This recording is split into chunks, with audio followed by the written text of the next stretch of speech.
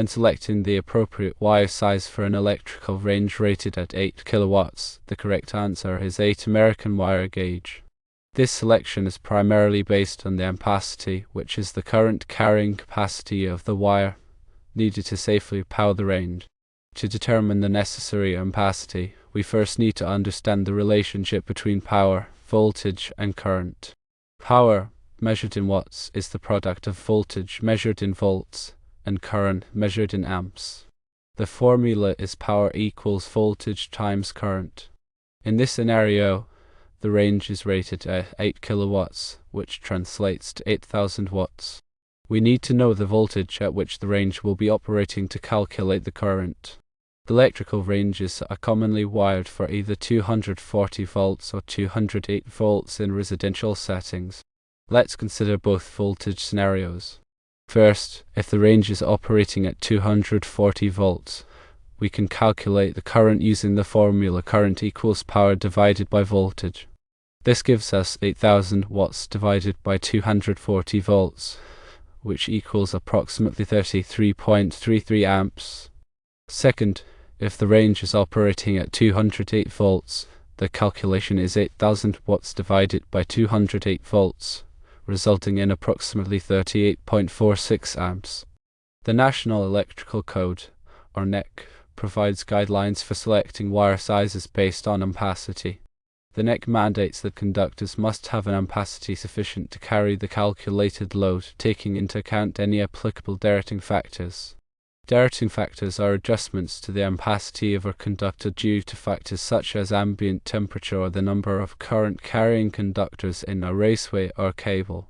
For most common wiring installations, 8 American wire gauge copper wire is rated for an ampacity of 40 amps when using the 75 degrees Celsius insulation rating, which is a common temperature rating for conductors in residential wiring. This rating is typically used unless the terminations at the range or breaker are specifically rated for a lower temperature. Since the calculated current for both 240 volts and 208 volts is less than 40 amps, 8 American wire gauge copper wire appears to be sufficient. However, it is crucial to consider the specific installation conditions in local electrical codes, which may impose additional requirements or directing factors. For example, if the wire is run through a conduit with multiple other current-carrying conductors, the ampacity may need to be derated.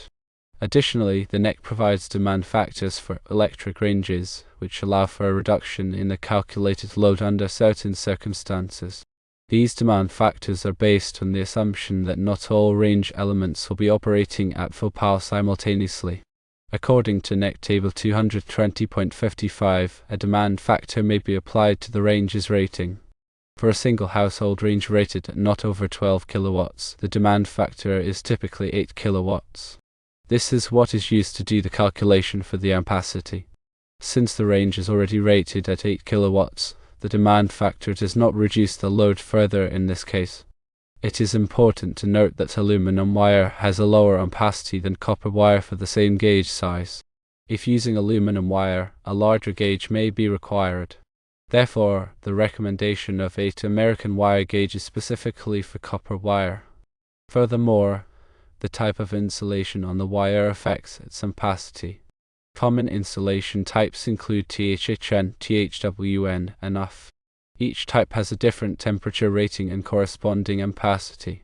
Always consult the NEC and the wire manufacturer's specifications to ensure that the selected wire has the appropriate ampacity for the intended application and installation conditions. In summary, while 8 American wire gauge copper wire is generally suitable for an 8 kilowatt range, it is essential to calculate the actual current draw based on the operating voltage, consider any applicable directing factors, and consult the NEC and local electrical codes to ensure compliance and safety. Properly sizing the wire is critical for preventing overheating, voltage drop, and potential fire hazards. Always prioritize safety and adhere to electrical codes when working with electrical installations.